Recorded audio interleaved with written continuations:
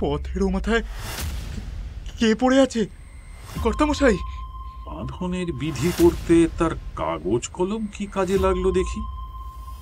হ্যাঁ, খুঁজে পেয়েছ? কোথায় তা? কালীপদ মুখুজ্জে।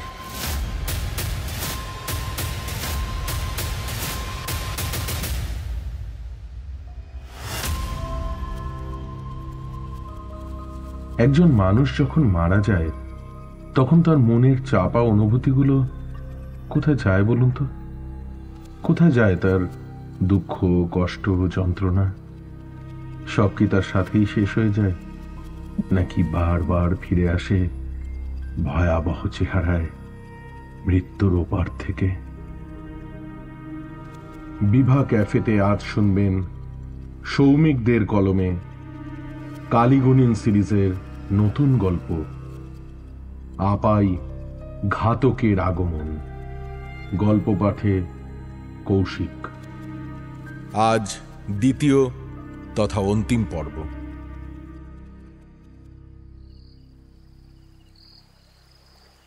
কাদামাটি বাঁচিয়ে আমরা তিনজন ডাঙায় নামলাম। এবার পাড়ে বসা লোকটা কাদামাটি মেখে ছুটে এলো। কালীপদ মুখুজ্জে, কালীগুণিন, বিষ্ণুর ভাই। হ্যাঁ, আপনি দাদাকে চেনেন? বিলক্ষণ বিলক্ষণ। সদরে আর কলকাতায় বহুবার দেখা হয়েছে। আমি এই ঘোড়াপোতার জমিদার পরিতোষ রায়। জমিদার বলতে গিয়ে আমার বিষম লাগলো। এই কাদামাটি মেখে নদীর পাড়ে পড়ে রয়েছে, এ কেমন জমিদার? পরিতোষ সম্ভবত আমার মনের কথা টের পেয়ে হাত জোড় করে কইল, আত্মরক্ষার্থে কাদায় ঝাঁপ দিয়েছিলাম ঠাকুর। বড় বিপদ এই গায়ে, রক্ষা করুন আমাদের। বিপদ যে একটা হয়েছে তা আমি বিলক্ষণ টের পেয়েছি জমিদারের অসহায় মুখ দেখেই। কিন্তু কালীপদ টের পেয়েছে সম্ভবত আরো অনেক বেশি। বেজি চিরকালই সাপের অস্তিত্ব বাতাসে টের পায়। কালীপদ পরিতোষের কথার উত্তর না দিয়ে কপালে ভাঁজ ফেলে বলল, খুব খারাপ গন্ধ। এটা তো মশানে পরিণত হয়েছে। কানাই, পাক বাঁচিয়ে এক মুঠো শুকনো মাটি তুলতো। কানাই মাটি তুলে হাতে দিতে কালীপদ 2-3 বার তার ফুঁকে বলল, বড় বিপদ রায় মশাই, গায়ে ঘাতকের ছায়া পড়েছে। কানাই। কোন ঘাতক ঠাকুর? কানাই তার কর্তার হালচাল বোঝে। সে তাড়াতাড়ি সরকির গোড়াটা দিয়ে কিছুটা গভীর থেকে মাটি খুঁড়ে কালীপদর হাতে দিতেই কালীপদ তাতে খুব জোরে জোরে কিছুক্ষণ ঘ্রাণ নিয়ে মাটির তালটা তার হাত থেকে পড়ে গেল। কালীপদ বিড়বিড় করে ভারী দুশ্চিন্তার স্বরে বলল, সর্বনাশ হয়েছে ডাক্তার, এ আপদ আবার হানা দিয়েছে। বড় কোনো বিশ্বাসভঙ্গ বুকে নিয়ে মরেছে কেউ। এ গায়ে আপাই ঠুকেছে। আমার শরীরটা মনে হয় দুর্বল হয়ে এলো। কালীপদ মনের হৃত শক্তি ফিরিয়ে এনে কইল, কোন ঘাতক জিজ্ঞাসা করলেন কেন? আগের গুণিন কিছু বলেনি আপনাকে? নিশ্চয়ই আমার আগে কেউ এসেছিল, না হলে আপনার কোচরের এই মণিটা দিল কে? পরিতোষ তাড়াতাড়ি মণিটা কালীপদর হাতে দিয়ে বললে, হ্যাঁ ঠাকুর, একজন এসেছিল, কিন্তু ওই দেখুন, ওই দিকে তার লাশ পড়ে রয়েছে। আমরা দ্রুত পায়ে এগিয়ে গিয়ে লাশটা সোজা করে দিতেই কালীপদ চমকে উঠে বলল, কঙ্কালী ঠাকুর! এ তো কঙ্কালী ঠাকুর! হা ভবানী! কালীপদ নৌকা সমেত মাঝিকে ছেড়ে দিল আর সরাসরি গাঁয়ে ঢোকার আগে আমাদের নিয়ে বসলো নদীর পাড়েই একটা ভাঙা শিব মন্দিরের থানে। মন্দিরের পিছনে একটা প্রাচীন পরিত্যক্ত ইটারা। চারপাশে বট অশ্বত্থ পাঁকুড়ের বন। পরিতোষকে জেরা করে করে প্রায় পুরো ঘটনাটাই জেনে নিলাম আমরা। এই একই ইতিহাস সে কঙ্কালীকেও ইতিপূর্বে বলেছিল। কালীপদ বারবার তাকে বলল যেন তাড়াহুড়ো না করে স্মরণ করে করে সব কথা খুঁটিনাটি বলে, কোনো তুচ্ছ কথাও যেন বাদ না যায়। পরিতোষ স্মরণ করে করে সব কথা যখন বলল তখন রাত হয়ে এসেছে। কালীপদ কইল, আচ্ছা, ওই খুনি মেয়ে মানুষটা যখন সব হস্তগত করে পালিয়ে গেল, তখন আবার ফিরে এসেছিল কেন এই মন্দিরে? কি খুঁজতে এসেছিল রাক্ষসীটা? কিছু ফেলে গিয়েছিল কি? আমি আমার ছোট্ট টর্চ বাতিটা জ্বালালাম। মন্দিরের ভিতর সাবধানে প্রবেশ করলাম সকলে। জীর্ণ প্রাচীন পাথরের মন্দির, ভিতরে ত্রিপুণ্ডরক কাটা এক মানুষ উঁচু পুরু শিবলিঙ্গ পূজার অভাবে দীনভাবে পড়ে রয়েছেন। লোহার ত্রিশূলে মরচে পড়েছে। মহাদেবের মাথার উপরে পেতলের আধখানা নকশা কাটা চাঁদ। শিবলিঙ্গের মাথা স্পর্শ করে থাকা শিকলে বাঁধা জলসিঞ্চনের ঘটিতে কতকাল গঙ্গাজল পড়েনি সে কথা মহাকালী বলতে পারবেন। দেওয়ালে গাঁথা রয়েছে একটা ঝকঝকে পেতলের সাপের ফোনা। এইটা যে নতুন তা বলে দিতে হয় না। বীরেন আর ইরাবতী কেন আসতো এখানে? বীরেনকে হত্যা করার পরই বা ইরাবতী কেন এলো আবার এখানে? কিসের সন্ধানে? রহস্য ক্রমশ ঘনীভূত হতেই থাকলো।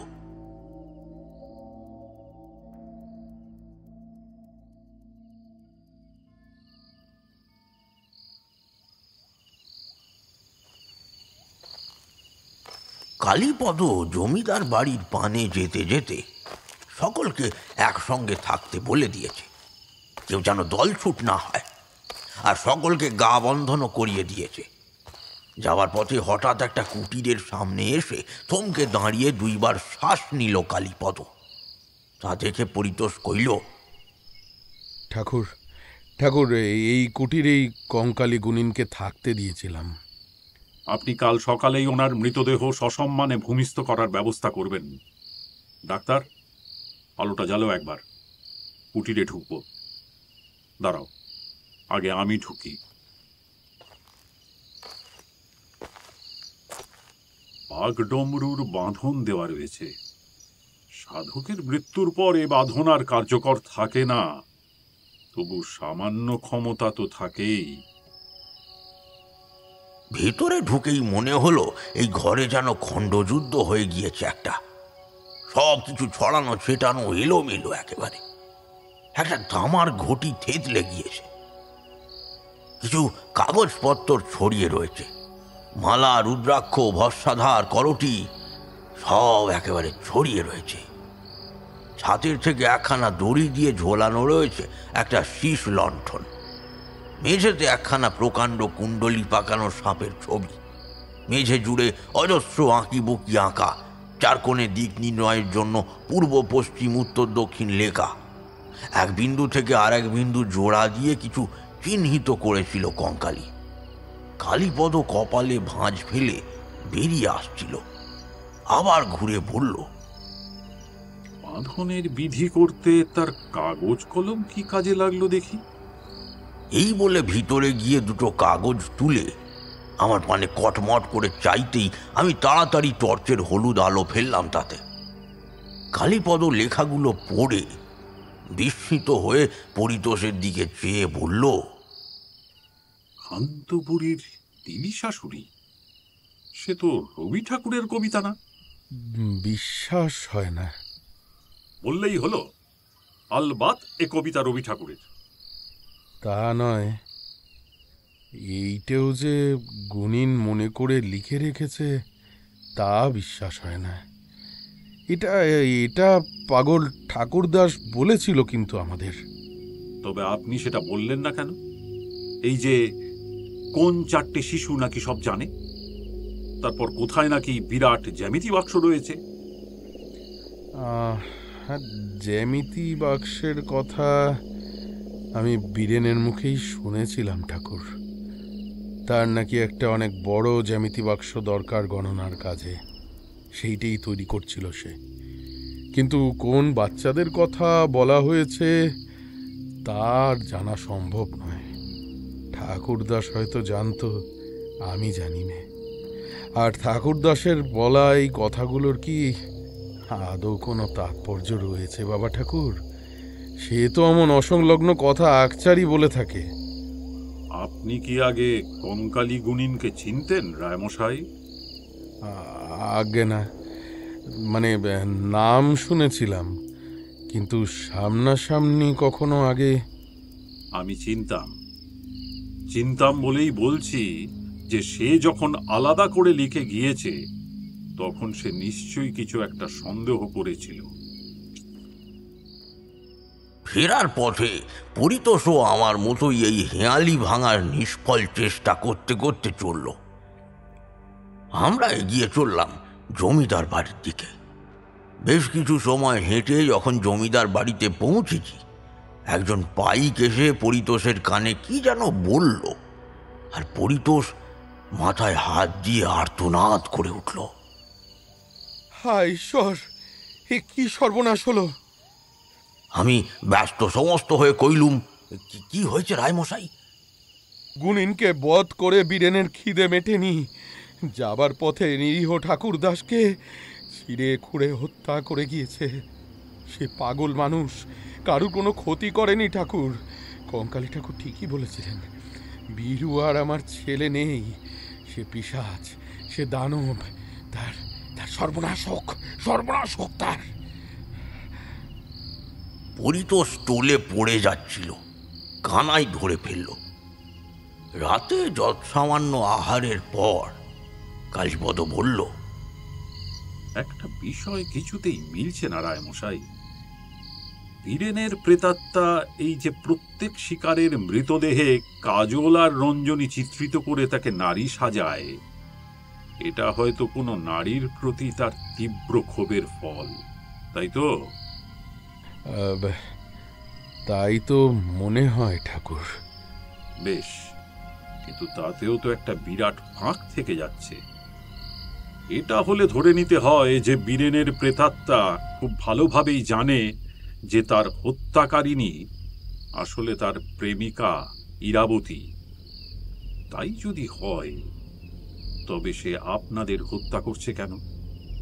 তার তো এখন বুঝে যাবার কথা যে আপনারা ইরাবতীর থেকে তাকে সরাতে চেয়ে আদতে তার ভালোই চাইছিলেন। তাহলে সে নিজের খুনি ইরাবতীকে বাগে না পেলেও আপনাদের মতো শুভাকাঙ্ক্ষীদের হত্যা করছে কেন? আমার মনে হয় ইরাবতী একটা বিশেষ কোনো কৌশল অবলম্বন করে বীরেনের প্রেত চেতনাকে ধোঁকা দিয়েছে। বিরাট একটা ষড়যন্ত্র রয়েছে এর পেছনে, সবটুকু খতিয়ে দেখতে হবে। আর আজকে এই গাঁয়ে এসেছি পর থেকে কিছু একটা বেফাঁস জিনিস ঘটেছে, যা হওয়ার কথা নয়। ভাবতে হবে রায়মশাই, ভাবতে হবে। একটু বিশ্রাম দরকার। আমাদের একটাই শয়ন কক্ষ দেওয়া হলো। কক্ষের দ্বার বন্ধ করার আগে কালীপদ কইল, আরো দুটো কথা আমাকে ভাবাচ্ছে রায়মশাই। কিছু গোলমাল রয়েছে, কাল বলবো। আমরা একটাই পালঙ্কে 3 জন শয়ন করলাম, প্রকাণ্ড পালঙ্ক। কালীপদ শয়নের পূর্বে বলল, আমার মন বড় কুগাইছে ডাক্তার। আমি পালঙ্কের চারদিকে বাঁধন দিচ্ছি। তোমরা মনের ভুলেও সকালের আলো ফোটার আগে নিচে পা দিও না। কালীপদ মন্ত্রোচ্চারণ করে পালঙ্কের চারিদিকে বাঁধন কেটে তারপরে শয়ন করল। অচিরেই তার নাক ডাকতে থাকলো। আমিও ঘুমিয়ে পড়লুম। প্রায় মাঝরাত। শুধু রাত প্রহরীরা ছাড়া বাকি গোটা মহল নিদ্রাচ্ছন্ন।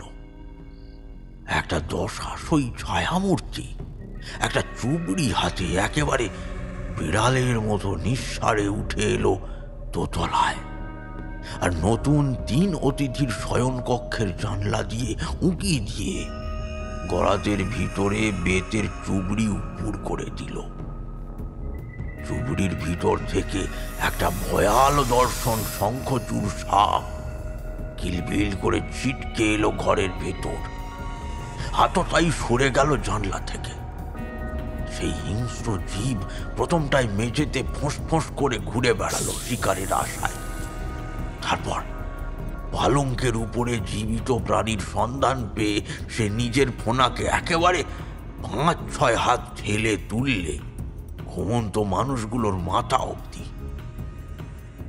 তার উদ্যত কালকুট ফোনার নিচে 3-3টে অসহায় শিকার ঘুমিয়ে রয়েছে, যাদের মধ্যে একজনের নিদ্রা আজ মহানিদ্রায় পরিণত হবে প্রাণঘাতী ছোবলের সঙ্গে সঙ্গে। শঙ্খচূড়টা তীব্র আক্রোশে নিজের ফোনা বিস্তার করে ছোবল তুলতে যেতেই তার অনুভূতি তাকে জানালো যে তার পিছনে কেউ রয়েছে। ফোনা ঘোরাতেই তার চোখে পড়ল একটা বাচ্চা মেয়ে মিষ্টি মুখে তার ভয়ঙ্কর কুল চক্রের দিকে তাকিয়ে মিটিমিটি হাসছে। নাগরাজ প্রকাণ্ড আকার নিয়ে তাকে ছোবল মারতে যেতেই মেয়েটি তার কচি হাতে চেপে ধরল সাপটার গলার কাছটা। সেই দানব সাপ হাজার চেষ্টা করেও সেই নরম কচি হাতের থেকে মুক্ত হতে পারল না। মেয়েটি সাপের চোখের দিকে একটু চেয়ে থাকতেই সেই রাক্ষসের নাগ একেবারে শান্ত হয়ে পড়ল। মেয়েটি সাপটাকে তুলে জানলার বাইরে ফেলে দিয়ে হাসতে হাসতে বাতাসে মিলিয়ে গেল।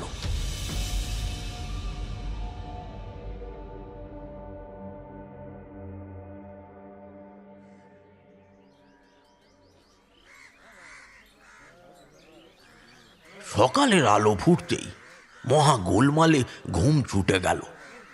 ব্যাপার গুরুতর। জমিদারের দারোয়ান নীলকণ্ঠকে রাতে সাপে কেটেছে।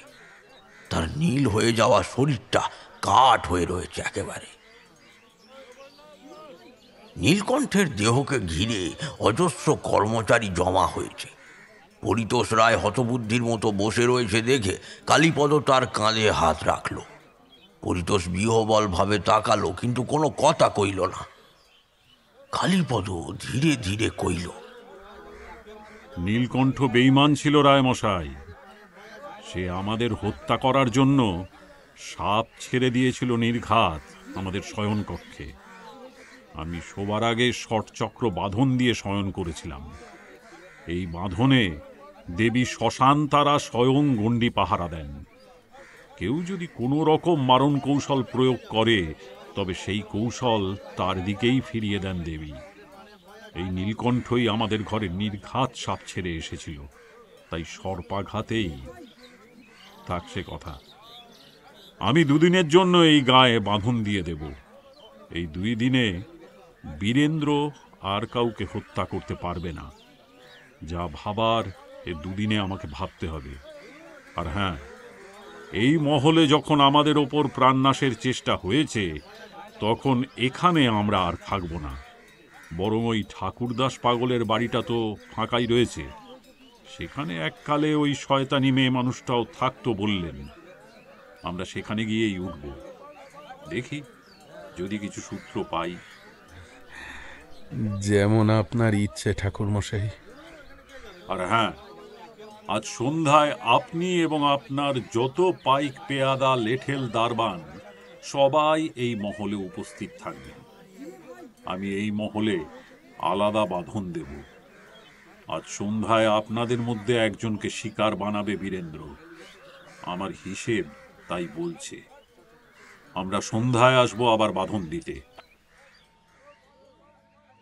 আমরা 3 জন লোকমুখে জিজ্ঞেস করে উপস্থিত হলাম ঠাকুরদাসের মাটির বাড়িতে। বেচারা কিছু রান্না করছিল উনুনে। সেই অবস্থাতেই তাকে বাড়ির বাইরে নিয়ে গিয়ে হত্যা করেছে বীরেনের প্রেত। কি নৃশংস! ঘরের ভিতর এলোমেলো ভাব সুস্পষ্ট। কালীপদ যেমনটা আশা করেছিল তেমনটা হলো না। ঠাকুরদাসের ঘরে এককালে ডাইনি ইরাবতী আশ্রয় নিয়েছিল ঠিকই, কিন্তু তার কোনো নথিপত্রই এ ঘরে আতিপাতি করে খুঁজেও পাওয়া গেল না। ঠাকুরদাস সম্ভবত সত্যি উন্মাদ ছিল। তার ঘরের লোহার তোরঙ্গ খুলে পাওয়া গেল গোটা 2 হাঁড়ি আর কড়াই। এইগুলো সে সযত্নে তোরঙ্গে তুলে রেখেছিল। ভাবা যায়? কালীপদ বেলা অবধি আকাশ পাতাল ভেবেছে বসে। আমি শুধাতে বলল, ডাক্তার, আমি কঙ্কালী গুনিনের মতো করে ভাবার চেষ্টা করছি। সে কি কি অনুমান করেছিল ঠাকুরদাসের কথায়? 4টে শিশু কারা কারা? আরেকটা বিষয় হয়তো কঙ্কালী ভুলে গিয়েছিল। জিজ্ঞাসাবাদ করে যা বুঝলাম, ঠাকুরদাস পাগলাটে ছিল, কিন্তু বদ্ধ উন্মাদ ছিল না। তার ওই রকম ধুতি আর শাড়ি পরে বেরোনোর অর্থ কি? আর বীরেনের প্রেতাত্মা অতি ভয়ঙ্কর আপাইতে পরিণত হয়েও নিজের শিকারদের শরীরে মেয়ে মানুষের চিহ্ন এঁকে কি বোঝাতে চায়? তার মনের অতি প্রকৃতি ঠিক ধরতে পারছি না। আমি কালীপদকে বিরক্ত না করে কানাইকে ইশারায় 2টো ভাতে ভাত বসিয়ে দিতে বললাম। দুপুর চড়ে গিয়েছে, খিদেও চড়েছে পাল্লা দিয়ে। চাল ডাল নিয়েই এসেছি পথে। বাসনপত্র ঠাকুরদাসেরটাই নেওয়া যাক এখন। আপৎকালে দোষং নাস্তি। কানাই ভাত বসাতে গিয়ে বিরক্ত হয়ে বললে, আহা, নূতন উনান কাটতে বসতে হবে ডাক্তারবাবু। ও বাবা, তুই আবার কবে থেকে জাতপাত মানছিস কানাই? হ্যাঁ, কিছু দোষ নেই, তুই ওই উনুনেই বসা। উনুন কোথা? এখনো এতে রান্নাই হয়নি। রান্না হয়নি কেমন? ভেতরে অঙ্গার রয়েছে, উপরে হাঁড়ি রয়েছে। তা তো দেখছি, কিন্তু এতে শুধু আমারই চুলোর গর্তটাই রয়েছে বটে। কাঠ ঢুকানোর গর্ত কই? তাছাড়া আগুন বেরোনোর মুখে এতটুকু কালি নেই বটে। হাঁড়িটাতে তো অনেক আগুন ঠেকেছে বলে মনে হয় না। কান্তবুড়ির ছড়াটা মনে আছে ডাক্তার? তারা সবকিছুই উল্টো নিয়মে করত। তারা হাঁড়ি রাখত আলনায়, শাড়ি রাখত উনুনে, নিজেরা সিন্ধুকে থেকে টাকা কড়িকে জানলায় রেখে দিত। তো তো তোরঙ্গের ভেতর যখন রান্নাঘরের হাঁড়িকুড়ি পেলাম, তখন তোরঙ্গের জিনিসগুলো নিশ্চয়ই সর দেখি কানাই। নকল উনুনের পুরু ছাইয়ের গাদায় হাত ডোবাতেই কালীপদ ছাই ঝেড়ে তুলে আনলো একটা পুরু শালু কাপড়ে বাঁধা একটা মোটা খাতা। কালীপদ আত্মগতভাবে ফিস ফিস করে বলল, শাড়িগুলো তারা উনুনে বিছায়, হাঁড়িগুলো রাখে আলনায়।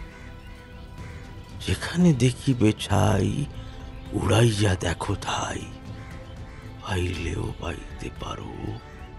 একটা খুব সহজ অঙ্ক রয়েছে ডাক্তার।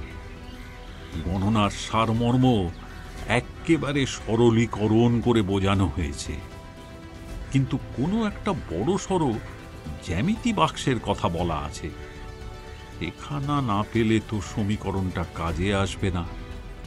সেই বাক্সের মধ্যে খুব সংকীর্ণ স্থানে বিধ্বংসী ভূমিকম্প ডেকে আনার মতো বিশেষ কাটা কম্পাস, চাঁদা, স্কেল, মানচিত্র আর অনুষঙ্গ রয়েছে।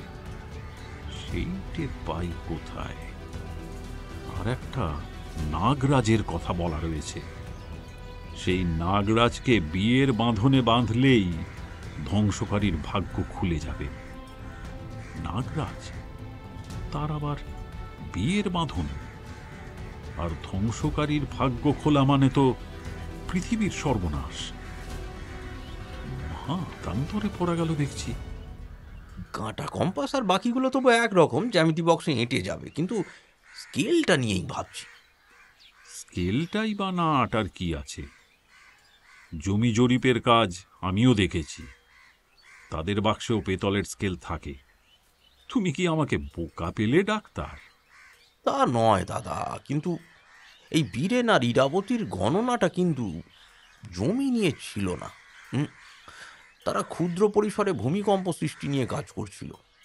এই ভূমিকম্প মাপার স্কেল কিন্তু দৈর্ঘ্য মাপক স্কেলের মতো হয় না, সেগুলিকে বলে রিক্টার স্কেল। একটা কাগজের মতো ওই খোপ কাটা ঘরের উপর কড়িকাঠ থেকে ঝুলন্ত একটা সূচকের মতো জিনিস এসে ঠেকে থাকে। মাটি নড়লে চললে সেই দোদুল্যমান সূচকের ওই আঁচড়টা কাগজে পড়ে আর কি। তুমি কি শুনছো আদৌ দাদা? দেখছি, চোখের সামনে দেখছি। সেই জ্যামিতি বাক্স আমরাও দেখে এসেছি, শুধু ধরতে পারিনি। এই খাতাখানা খোঁজার জন্য এই ঘরেও তল্লাশি হয়েছে ডাক্তার, শুধু তারা খুঁজে পায়নি এই যা। ঠাকুরদাসকে তো হত্যা করা হয়েছে ঘরের বাইরে, তার ঘরের সব এলোমেলো কেন? আনাড়ি হাতে তল্লাশি না হয়ে থাকলে? হায় ঈশ্বর, হা ভবানী, আমি যা ভাবছি তা যেন ভ্রান্ত হয়। 4টে শিশুর কাছে রহস্য জানতেই হবে, আর তার জন্য ছলনা করে অনেক নিচে নামতে হবে আমাকে। সব হিসেব, সব অনুমান উল্টে পাল্টে যাচ্ছে। সন্ধ্যায় পরিতোষ সহ তার সব কর্মচারীকে মহলে আসতে বলে ভুল করিনি বোধ হয়।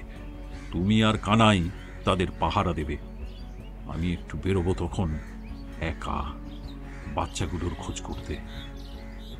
বিরাট বড় ষড়যন্ত্র হয়েছে ডাক্তার, বিরাট বড়। গোটা গাঁ একটা ঘৃণ্য ষড়যন্ত্রের শিকার। এর রহস্য ভেদ করতেই হবে আমাকে। আর হ্যাঁ, ঠাকুরদাস কেন মরল তাও মনে হয় বুঝেছি। আর ইরাবতী কেন ফিরে এসেছিল তাও বুঝেছি। কি শয়তানি কুটিলতা!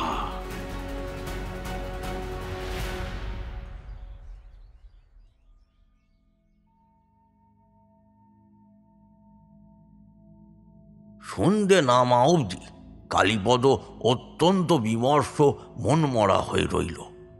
এর কারণ হিসাবে আমি ভেবেছিলুম কালীপদ হয়তো রহস্যের কুলকিনারা না পেয়ে অসহায় হয়ে পড়েছে। কিন্তু সে যে ইতিমধ্যেই কত বড় রহস্য ধরে ফেলেছে এবং কত বড় পাষাণ নিজের বুকে চেপে রেখেছে তা পরে জানতে পেরে আমি রীতিমতো কেঁপে উঠেছিলাম। সাঁচের মুখে আমরা গিয়ে পৌঁছলাম জমিদার বাড়িতে। কালীপদর কথা মতো প্রাণ ভয়ে জমিদারির সব কর্মচারী এসে জুটেছে মহলে। কালীপদ বলল, আমি নিশ্চিত জেনেছি যে আজ আর কয়েক মুহূর্তের মধ্যেই তোমাদের মধ্যে যে কোনো একজনের জীবন বধ করবে বীরেনের নিষ্ঠুর প্রেত। কিন্তু সেজন কে তা আমি বলতে পারিনি। এই হিংস্র কুটিল আপাইয়ের জন্য ফাঁদ পাততে হবে। আমি দেউড়ির বাইরে বাঁধন দিচ্ছি, তোমাদের মধ্যে কেউ যদি সেই গণ্ডির বাইরে পা রাখে তবে তার জীবনের দায়িত্ব আমার নয়। কানাই আর ডাক্তার দুই দিকের ফটকে পাহারা দেবে, আমি লুকিয়ে থাকব বাইরের ঝোপের আড়ালে। এই বলে কালীপদ কিছুক্ষণের মধ্যেই গণ্ডি কেটে ফেলল। আমি আর কানাই দুদিকে ফটকে মোতায়েন হলাম, যদিও দরকার ছিল না। প্রাণের ভয়ে সকলেই জড়সড় হয়ে ভিতরে ওই মহলে গিয়ে জমায়েত হয়েছে। কালীপদ আমার কাছে এসে ফিসফিস করে বললে, তোমার টর্চ বাতিটা দাও। কানাইয়ের কোমর বন্ধনী হিসাবে বাকি লেটেলদের মতো এক গাছ দড়ি বাঁধা থাকে, সেটাও খুলে নিল কালীপদ। তারপরে ফটক পেরিয়ে বাইরে চলে গেল। অত্যন্ত উৎকণ্ঠায় বহুক্ষণ কাটানোর পরে কালীপদ ফিরে এলো। তারপর সে বলল, আজ আর সে আক্রমণ করবে না নিশ্চিত। আমার ধারণার থেকেও বেশি ধূর্ত সে। উপস্থিত লোকজন হাঁপ ছেড়ে বাঁচল আজকের মতো। কালীপদ পরিতোষকে ডেকে বললে, সবাইকে দেওয়া সম্ভব নয়, তবে আপনাকে একটা কবচ দিয়ে যাচ্ছি।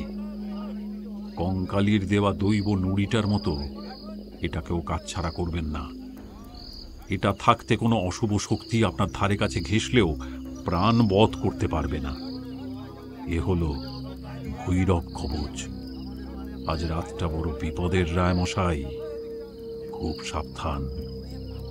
আজ রাতে নদীর পাড়ে কানাইকে লুকিয়ে রাখবো। সেই কুচক্রী শয়তানি আজ নিশ্চয়ই আসবে।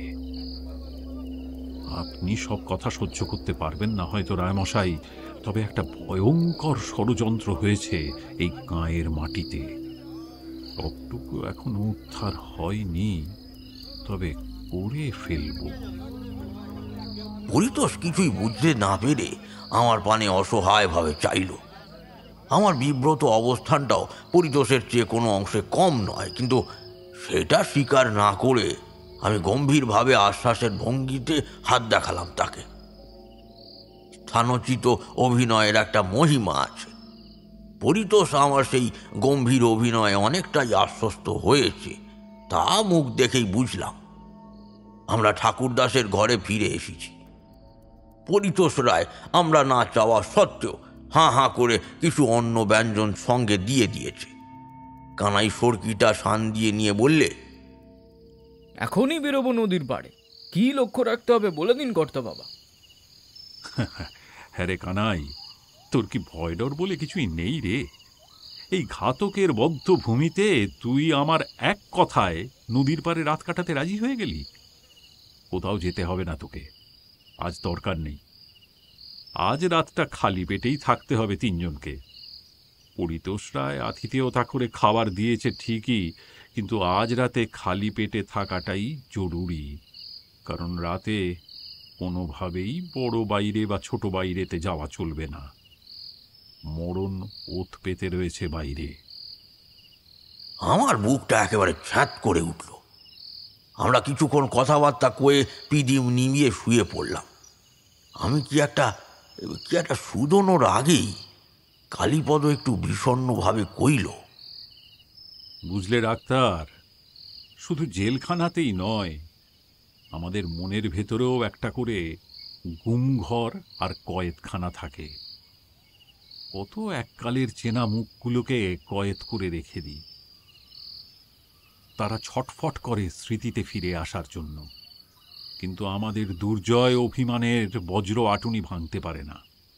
আর তাদের সঙ্গে গুমঘরে জমা থাকে আমাদের মান, অভিমান, গোপন চাওয়া পাওয়ার হিসেব আর হতাশা। এই জন্মে যা পেলাম না তার চাপতা খাতা। সেই গুমঘরের বাইরে আমরা চক দিয়ে লিখে রেখে দিই, বনমালী, তুমি পরজনমে হইও রাধা। কথাগুলোর প্রাসঙ্গিকতা না বুঝলেও আমার মনটা ভারী হয়ে এলো কালীপদর উদাস স্বরে। রাত তখন গভীর হয়েছে। কালীপদ যে কথাটা বারবার পই পই করে নিষেধ করে এসেছিল, সেই ভুলটাই করে বসল পরিতোষ রায় নিজেই।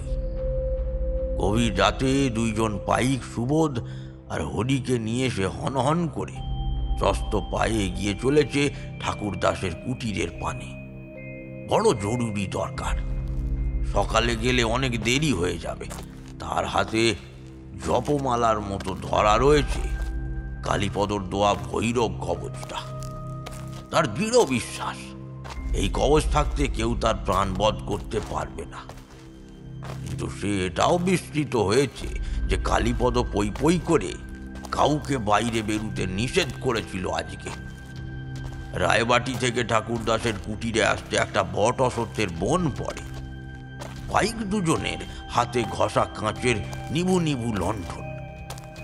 তাতে দূর থেকে কারুর নজরে না পড়েও মোটামুটি পথ দেখে চলা যায়। দুজন পাইকের মাঝে রয়েছে পরিতোষ। মাঝে মাঝে গাছের মাথায় বাতাসের ঝটাপটির শব্দ উঠছে। সামনের পাইক সুবোধ পথ চলতে চলতে হঠাৎ সন্দিগ্ধভাবে কইল, পথের ও মাথায় কে পড়ে আছে কর্তামশাই? পরিতোষ চমকে উঠে তাড়াতাড়ি এগিয়ে গেল। বিবস্ত্র ছিন্ন ভিন্ন একটা বলিষ্ঠ পুরুষ শরীর উল্টো হয়ে পড়ে রয়েছে। সুবোধ ভয়ে ভয়ে বল্লম দিয়ে ঠেলে শরীরটা সোজা করে দিয়েই আতঙ্কে লাফিয়ে উঠল একেবারে। পরিতোষের শরীরটা থরথর করে কেঁপে উঠল। কোন রকমে ঘাড় ঘুরিয়ে পিছনে তাকিয়ে দেখল হরি পাইক নেই। অদেখা আততায়ী একেবারে নিঃশব্দে তাকে ছোঁ মেরে তুলে নিয়ে গিয়ে তার কুটি কুটি করা দেহটা ফেলে গিয়েছে তাদেরই পথে। পরিতোষ ভীষণ আতঙ্কে চিৎকার করে উঠল, না না, সুবোধ, সুবোধ, এক্ষুনি এক্ষুনি আলোটা নিভিয়ে দে, আলোটা আলোটা নেবা। তার কথা শেষ হওয়ার আগেই একটা লোমশ হাত তার সুচাগ্র নখে বিধিয়ে তুলে নিল সুবোধের দেহটা। পরক্ষণেই তার হাতের লণ্ঠনটা ঠং করে খসে পড়ল অনেক উঁচু থেকে, আর ধরেই নিভে গেল। পরিতোষ দিক বিদিক ভুলে পাগলের মতো দিশেহারা হয়ে ছুটতে আরম্ভ করলো। কিছুক্ষণ আধারে দৌড়ানোর পরে একটা বটগাছের শেকড়ে পা বেঁধে আছড়ে পড়ল। বটের দুটো মানুষ প্রমাণ শেকড়ের মাঝে নিজের শরীরটাকে টেনে হিঁচড়ে লুকিয়ে ফেলল পরিতোষ। শ্বাস নিতেও ভয় করছে তার। আকাশে শুক্ল দ্বিতীয়ার ক্ষীণ চাঁদের আলো ছাপিয়ে হঠাৎ ধক করে জ্বলে উঠল তার গেঁজের মধ্যে থাকা নুড়িটা। ঘাতক একেবারে কাছে পিঠেই এসে পড়েছে। কালীপদর দোয়া কবচটা দুহাতে চেপে রেখেছে পরিতোষ। তার বুকটা হাঁপুড়ের মতো ঠেলছে। একটু সময় চলে যাওয়ার পরও কোনো আক্রমণ হলো না দেখে পরিতোষ ভয়ে ভয়ে প্রকাণ্ড চওড়া শেকড় দুটোর মাঝখান থেকে উঁকি মেরে বাইরে দেখতে গিয়েই বিপদটা টের পেল। শেকড় দুটোর শেষ প্রান্তে কয়েকটা ধূসর মতো কি যেন চকচক করছে ক্ষীণ চাঁদের আলোয়। ভালো করে তাকাতেই পরিতোষ ভীষণ বিপদ টের পেয়ে বুক চেরা আর্তনাদ করে উঠল। শিকড় নয়, দুটো প্রকাণ্ড লোমশ পায়ের পাতার মাঝে লুকিয়ে রয়েছে সে। পায়ের পাতার আগায় ধূসর রঙের 10খানা নখ নড়ছে চড়ছে। পাটা একটু নড়ে উঠল। পরিতোষ দুটো পায়ের মাঝখান থেকে ছিটকে চিটিয়ে পড়ল, আর আকাশ ছোঁয়া প্রকাণ্ড শরীরটা মাথা তুলে দেখে তার জিহবা আড়ষ্ট হয়ে গেল। হিংস্র আপাই যখন তার শরীরটাকে নখে বিঁধিয়ে তুলে নিল, তখন সে ঘোরের মধ্যে রয়েছে। তার শরীরটাকে তীব্র আক্রোশে ফালা ফালা করে ছুঁড়ে ফেলে আততায়ী হিংস্র শৃগালের মতো অদম্য জিঘাংসায় চিৎকার করে উঠল। সেই রক্ত জল করা চিৎকার শুনে গাঁয়ের প্রতিটা লোক একেবারে কেঁপে উঠল।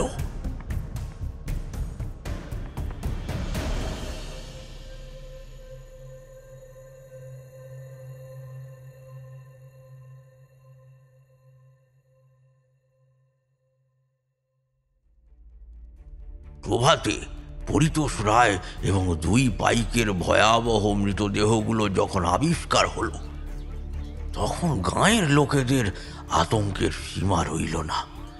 তারা আজই গাঁ ছেড়ে চলে যেতে চাইছে।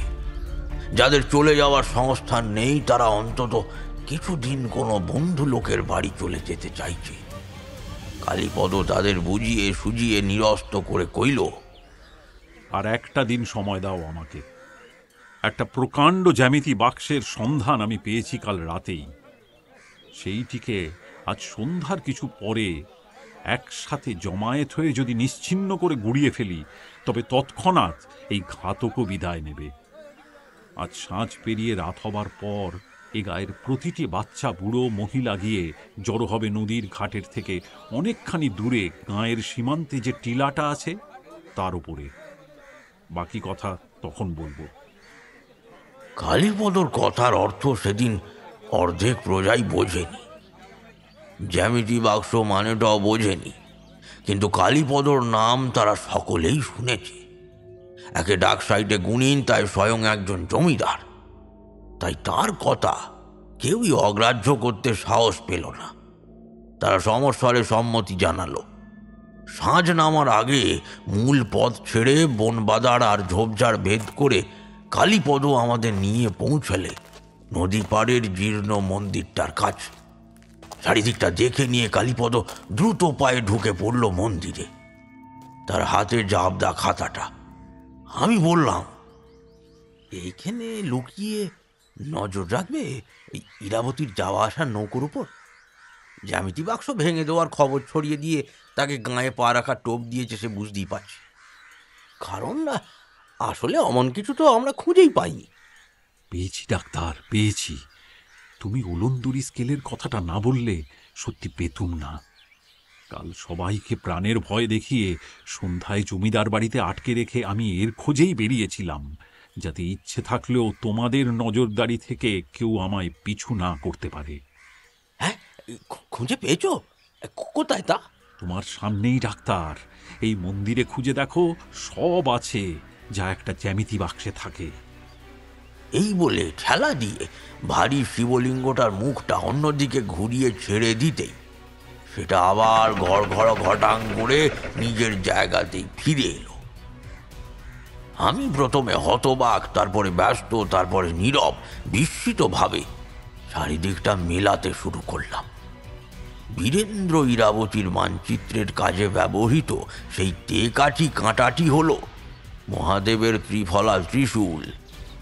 শিবলিঙ্গের মাথায় বসানো দাগ কাটা অর্ধচন্দ্রটি হল চাঁদা।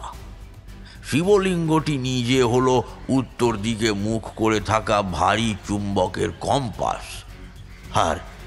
আর মহাদেবের মাথা ছুঁয়ে থাকা ঝুলন্ত জলের ঘটিটাই হল রিক্টর স্কেলের সংস্করণ। সবটাই সবার সামনে থেকে অদৃশ্য। এই অভূতপূর্ব পরিকল্পনাটা কার? বীরেন্দ্রর নাকি ইরাবতীর?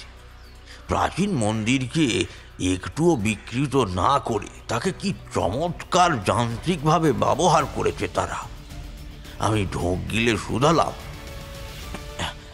আর ওই 4টে শিশু যারা রহস্য লুকিয়ে রেখেছে? কালীপদর হাসি মুখ যেন ধুনোর ধুঁয়োয় ঢাকা পড়ল। সে মন্দিরের পিছনের পরিত্যক্ত ইদারার দিকে ইশারা করে ক্লিষ্ট স্বরে বললে, ওই হচ্ছে তোমার 4 শিশু। চৌবাচ্চা ডাক্তার, চৌবাচ্চা। সে নিজের পাষাণ বুক দিয়ে সত্যি একটি মহা রহস্য লুকিয়ে রেখেছিল। আমি দড়ি বেয়ে নিচে নেমে তা দেখে এসেছি। এখন থাক সে কথা।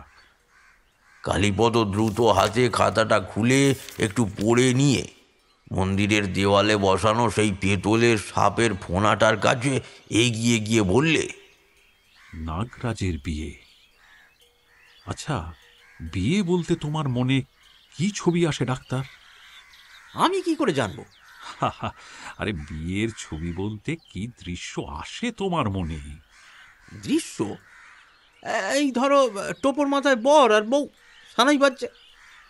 সেসব নয়, সেসব নয়। বিয়ে শব্দটার বদলে সাধারণত আমরা কি কি রূপক ব্যবহার করি? রূপক? তা ধরো সংসারী হওয়া, মাথা মুড়োনো, পানি গ্রহণ করা, বিয়ের জল গায়ে পড়া, আর আর আর 7 পাকে বাঁধা। এতেই ধ্বংসকারীর ভাগ্য অর্থাৎ কপাল খুলে যাবে। এই দেখো। কালীপদ সাপের ফোনাটাকে হাতলের মতো টানতেই সেটা সিন্দুকের চাকার মতো ঘুরতে শুরু করলো। একবার করে পূর্ণ পাক হয় আর দেওয়ালের ভিতরে ক্ষীণ ঘটাং করে শব্দ হয়। 1, 2 করে 7টা পাক সম্পূর্ণ হতেই একবার জোর ঘটাং শব্দ হলো। এই শব্দটা এলো আমাদের পিছনে কিছুটা দূর থেকে। তাকিয়ে একেবারে চমকে উঠলাম। শিবলিঙ্গের মাথায় আঁকা ত্রিপুণ্ডকের মতো অংশটা একটা দেরাজের মতো ঠেলে খুলে এসেছে। কালীপদ চাপা স্বরে বলল, নাও, সংসারের সবচেয়ে বড় ধ্বংসকারীর কপাল খুলে গিয়েছে। আমি খুঁটিয়ে শিবলিঙ্গটা দেখতে লাগলাম। দেরাজের মতো অংশটা খুলেছে বটে, তবে ভিতরে কিছু নাই। আমাকে হতাশ দেখে কালীপদ কইল, কাল রাতেই ভেতরের জিনিস আমি নিয়ে গিয়েছি ডাক্তার। খাতায় পরিষ্কার করে হদিশ না দেওয়া থাকলে আমার সাধ্যি হতো না। কিন্তু হেঁয়ালিটা তো তুমি ভেবে ভেদ করছো নাকি? ওটুকু যে কেউ পারে। শিবলিঙ্গটা পাথর বলে ভ্রম হয়, কিন্তু পাথর নয়। হয়তো পুরনো শিবলিঙ্গ বিসর্জন দিয়ে এই যন্ত্রখানা এনে বসিয়েছিল তারা। তবে যেটা একটু অদ্ভুত লাগলো, তা হলো শিবলিঙ্গের মাথার উপরে দুইখানা চক্রাকার ছক। প্রথমটা কিনারা ঘেঁষে আঁকা, তাতে খোপ কেটে কেটে গোটা মাসের পূর্ণ চন্দ্রকলার চিত্র খোদাই করা রয়েছে, পূর্ণিমা থেকে অমাবস্যা। আর তার ভিতরে আর একটা চক্র, তাতে সূর্যের গোটা দিনের পরিক্রমার চিত্র আঁকা রয়েছে খোপ কেটে কেটে। আমি বললাম, এইটা তবে কি দাদা? ওখানে হাত দিও না, খাতার হিসেব মতো ওইটি হলো ঘড়ি। জটিল হিসেবের সরলীকরণ করে দেওয়া এই খাতাটাকে হস্তগত করতেই বোধহয় ইরাবতী গ্রামে লুকিয়ে উপস্থিত হয়েছিল, তাই না দাদা? পালানোর সময় নিয়ে যেতে পারেনি ভুলবশত, তাই তো? কালীপদ গম্ভীর মুখে কোনো উত্তর না দিয়ে মন্দিরের দৌড় দিয়ে উঁকি দিয়ে একবার ডুবন্ত সূর্যটাকে দেখে নিয়ে এক হাতে খাতাটা ধরে তাতে চোখ রেখে কাঁপা হাতে শিবলিঙ্গের মাথার চক্র দুটোকে ঘোরাতে আরম্ভ করলো। কট কট কট করে শব্দে সেই প্রাচীন ঘড়ির প্রতিভু চাকা দুটো ঘুরে গিয়ে একটা জায়গায় থামা মাত্র শিবের মাথার উপর ঝুলন্ত ঘটিটা প্রবল বেগে দুলে উঠল। চক্রাকারে দুলে দুলে কালীপদর এঁটে দেওয়া ছক দুটোর উপরে গিয়ে শিকলটা সামান্য বেঁকে গিয়ে ঘটিটা স্থির হলো।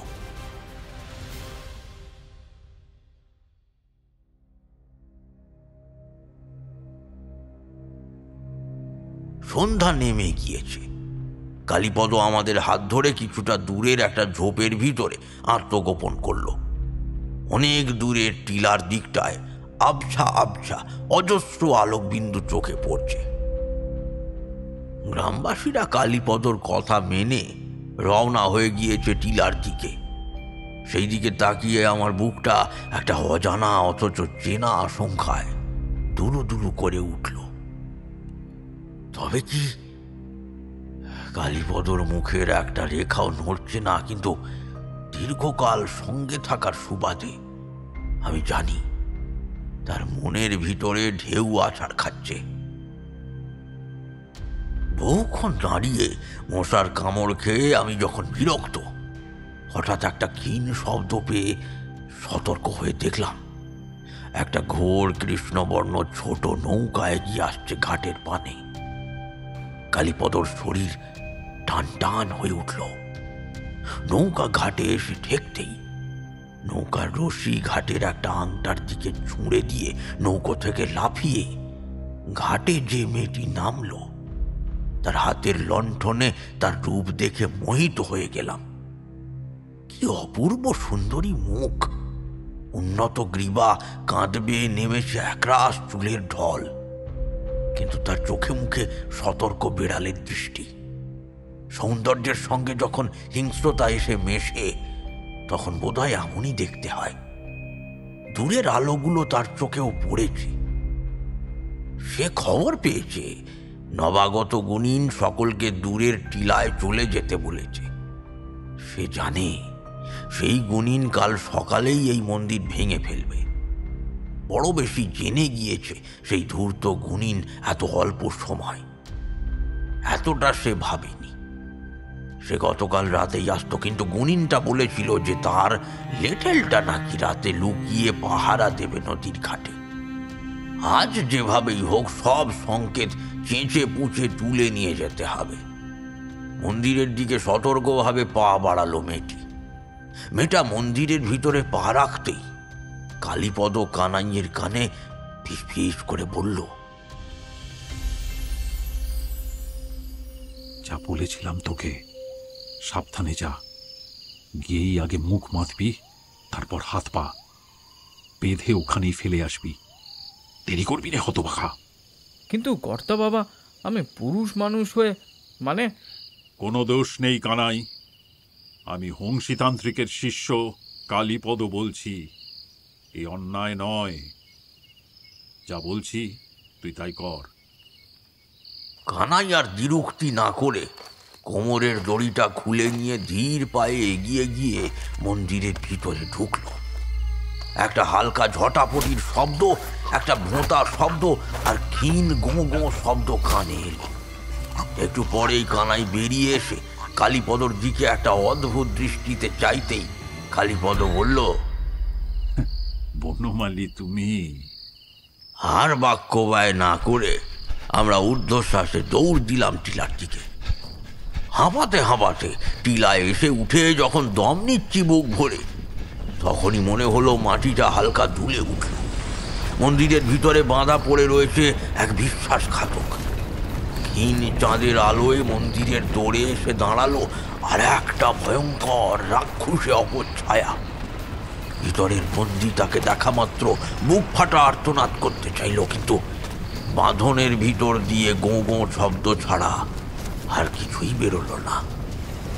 বাইরের রাক্ষসে মূর্তিটার চোখ থেকে 2 ফোঁটা জল গড়িয়ে পড়ল।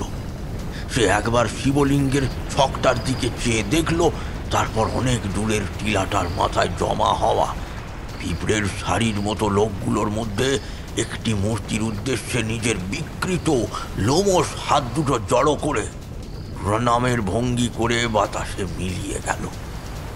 মাটিটা এত জোরে দুলে উঠল যে আমরা ঢাল সামলাতে না পেরে পড়ে গেলাম। উঠতে না উঠতেই আবার একটা দুলুনি। 2-3 বার এইরকম হতে হতে আচমকাই একসাথে যেন সহস্র সহস্র কামান গর্জন করে উঠে ঘোড়া পোঁতা গ্রামটাকে কোনো দানব ধরে নাড়াতে আরম্ভ করল। গাছপালা বাড়িঘর ভেঙে পড়ছে, চোখের সামনে মন্দিরের চূড়াটা মাটির নিচে চলে গেল। সেই জায়গায় নদীর জল এসে দখল নিল। নদীর জল ভীম বেগে দুলতে আরম্ভ করেছে। ধীরে ধীরে অর্ধেক গ্রামকে গ্রাস করে সেই প্রলয় নাচন থেমে গেল। গ্রামবাসীরা আতঙ্কে তখনও কথা বলতে পারছে না। আমি কাঁপা গলায় বললাম, গ্রামটা একেবারে তছনছ হয়ে গেল দাদা। তবে ভালো হলো একটাই, এর সঙ্গে ওই বিশ্বাসঘাতিনী ইরাবতীও শেষ হয়ে গেল চিরতরে। ইরাবতী বহু আগেই শেষ হয়ে গিয়েছিল ডাক্তার। মন্দিরের তলায় চাপা পড়ে আজ প্রাণ হারালো বিশ্বাসঘাতক বীরেন্দ্র। ইরাবতীর প্রেত আর কখনোই কাউকে হত্যা করবে না। কাছাকাছি বাজ পড়লেও কেউ এতটা চমকাত না। গ্রামের লোকরাও ঘরবাড়ির শোক ভুলে হাঁ করে চেয়ে রয়েছে। আমি শুকনো গলায় বললুম, মানে বুঝতে গেলে একটা বিরাট ষড়যন্ত্রের কথা বলতে হয় আগে। আমি আমার নিজের অনুমান এবং প্রমাণ একত্রিত করে নিজের মতন করে সাজিয়ে বলছি। পরিতোষ আমাদের বলেছিল যে ইরাবতী নাকি বীরেন্দ্রর থেকে সব হিসেবের সূত্র জেনে তাকে বধ করে পালিয়ে গিয়েছে, কিন্তু ঘটেছিল ঠিক উল্টো। বীরেন্দ্র যতই বুদ্ধিমান গবেষক হোক, স্বল্প স্থানে ভূমিকম্পের মতো অনিয়ন্ত্রিত প্রাকৃতিক সংহার শক্তিকে করায়ত্ত করতে গেলে যে অসম্ভব জ্ঞানের প্রয়োজন, তা বীরেনের কোনো কালেই ছিল না।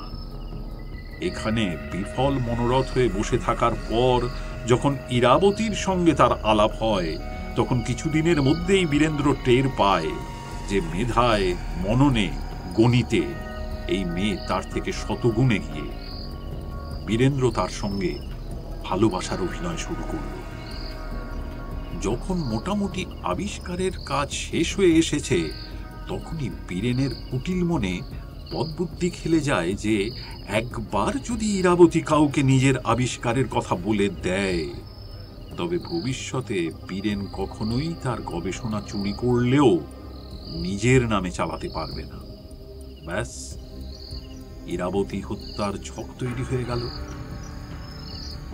হতভাগ্য ইরাবতী সম্ভবত এই যন্ত্রকে কার্যকর করার এই 7 পাকের সূত্রটা নিজের খাতায় বিয়ের বাঁধন হেয়ালিতে লিখে রাখলেও বীরেনকে তখনই বলেনি। সে সম্ভবত নিজের 7 পাকে বাধা পড়ার আনন্দের মুহূর্তেই স্বামীকে চমকে দিতে চেয়েছিল এই দ্বিতীয় 7 পাকের হেয়ালিটা বলে। সেই সময়টা আর এলো না তার কপালে। বীরেন ইরাবতীকে হত্যা করার পর পড়ল সমস্যায়। সম্ভবত বীরেন ইরাবতীর লাশটা উধাও করার সময় ঠাকুরদাস তাকে দেখে ফেলেছিল। বীরেন পেশাদার খুনি নয়, তাই হত্যা পরবর্তী আতঙ্কে সে সোজা ফিরে এলো নিজের বাপের কাছে। পরিতোষ মোটেই সুবিধের মানুষ ছিল না কোনোদিনই। সে পলকের মধ্যে নিজের শয়তানি বুদ্ধি খাটিয়ে বীরেনকে বাঁচানোর অদ্ভুত কৌশল করল। প্রথমেই সে নিজের কিছু বাছাই লেঠেল পাঠিয়ে ঠাকুরদাসকে বেধড়ক মারধর আর প্রাণনাশের হুমকি দেয়। প্রাণে শুধু মারেনি এই জন্য যাতে পরপর দুটো হত্যায় কারুর সন্দেহের উদ্রেক না হয়। ঠাকুরদাসও বীরেনকে খুন করতে দেখে ফেলার পরেই বেশ বুঝেছিল যে তার ওপর আক্রমণ হবেই, তাই সে ইরাবতীর খাতাটা ভারী বুদ্ধি করে লুকিয়ে ফেলল নকল উনুন খুঁড়ে। পরিতোষের লেঠেলরা তল্লাশি করেও কিছুই পেল না।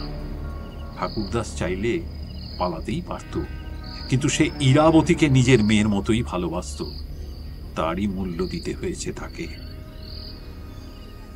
এরপর ভবতোষ, ভূষণ, কেষ্ট লেঠেল আর পরিতোষের মোসাহেব সম্প্রদায়ের কিছু লোককে বিস্তর টাকা পয়সা দিয়ে নকল সাক্ষী বানিয়ে সে বীরেনের গোপনে গৃহত্যাগ, ইরাবতী কর্তৃক তার হত্যা, বীরেনের সর্বস্ব নিয়ে ইরাবতীর পলায়ন প্রভৃতির সাক্ষী জোগাড় করে এবং রাতারাতি বীরেনের লাশ দাহ করার নাটক সাজায়।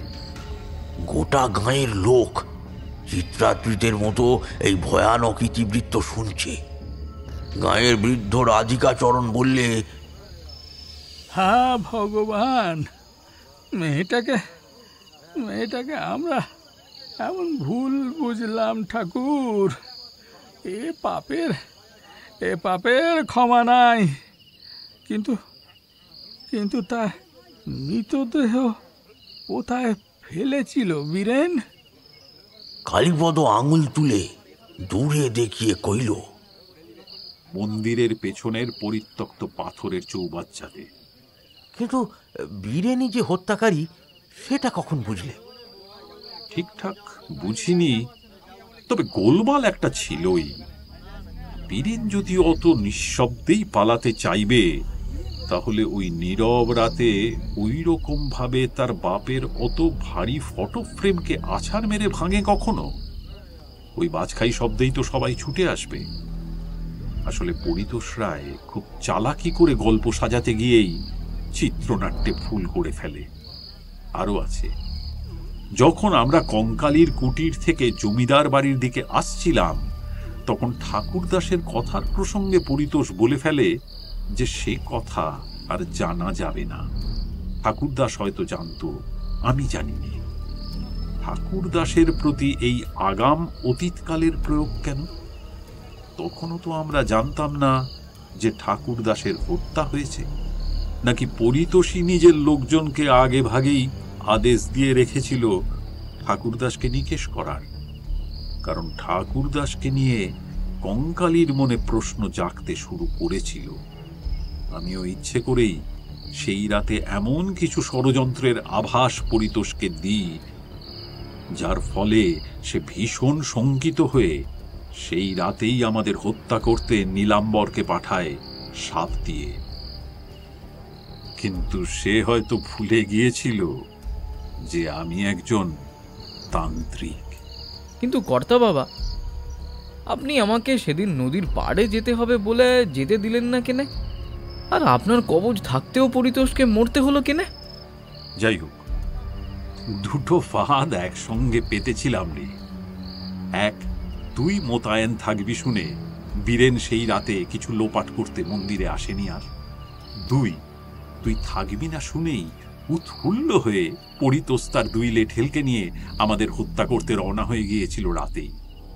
তার ভয় ছিল না, কারণ তাকে কবজ দিয়েছিলাম। আমি তার শত্রু হতে পারি, কিন্তু আমার কবজে তার ভরসা ছিল। জানি না আমাদের যে খাবারগুলো সে দিয়েছিল কালকে রাতে তাতেও বিষ ছিল কিনা, তাই সেগুলো কাউকেই খেতে দিইনি। বলা তো যায় না। আর ওই কবজটা একটা ফড়ং মাত্র, ওতে কিছুই ছিল না। মানে তুমি জানতে পরিতোষ আমাদের মারতে আসবে এবং আপাইয়ের শিকার হবে? জেনে বুঝেই ভুল কবচ দিলে? মাঝে মাঝে কর্তব্য, দায়িত্ব আর ন্যায় বিচারের মধ্যে ন্যায় বিচারকেই বেছে নিতে হয় ডাক্তার।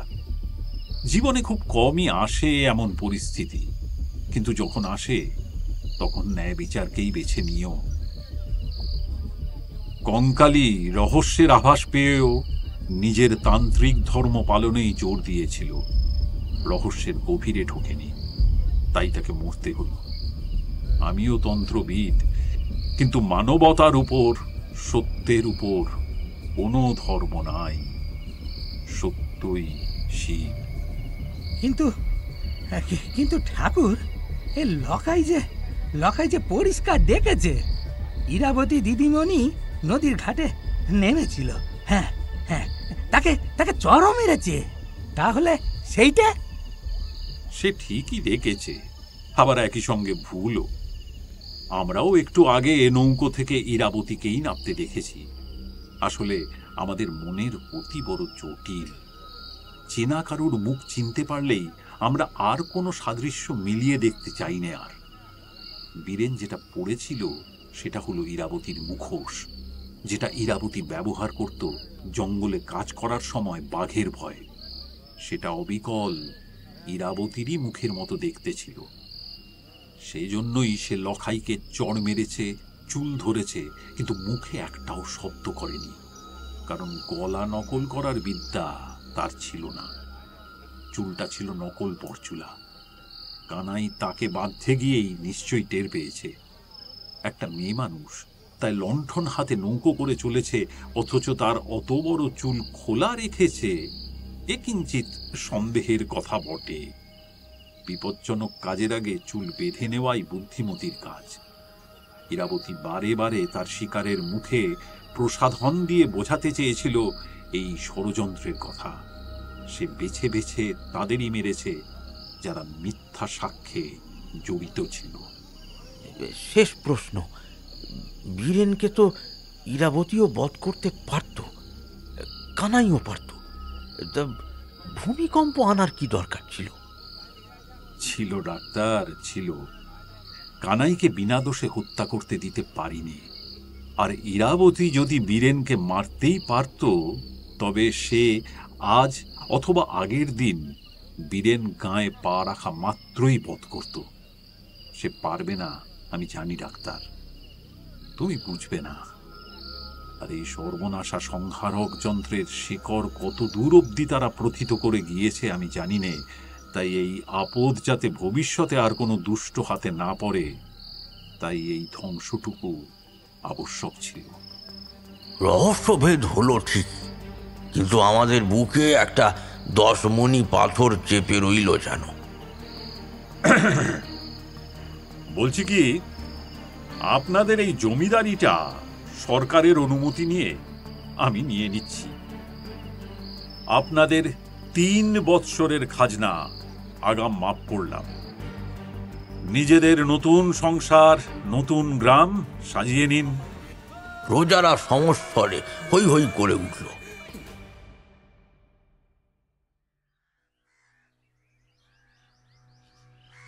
কাগজপত্রের কাজ সেরে সদর থেকে রায়দিঘড়ায় ফিরলাম দিন 3 পরে। তালুকের রেজিস্ট্রারি কাগজগুলো দেখে বিষ্ণুচরণ একেবারে হো হো করে হেসে উঠে বললে,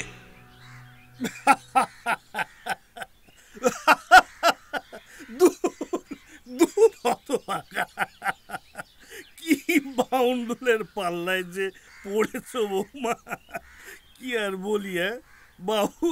বাবু জমিদারি এনেছেন, তাও আবার উল্টে গাঁটের থেকে খরচ করতে হবে 3 বৎসর। বেলা আমার জমিদার রে। দূর, আমার মতো হিসেবি হতে গেলে 7 জন্ম নিতে হবে তোকে। এইসব বলে এক কথায় হাসতে হাসতে সেই 3 বৎসরের খাজনা মুকুবপত্রে সই করে দিলেন তিনি। সরজু বৌঠান হাসি চেপে কইল, যেমন দাদা তেমনি তার ভাই।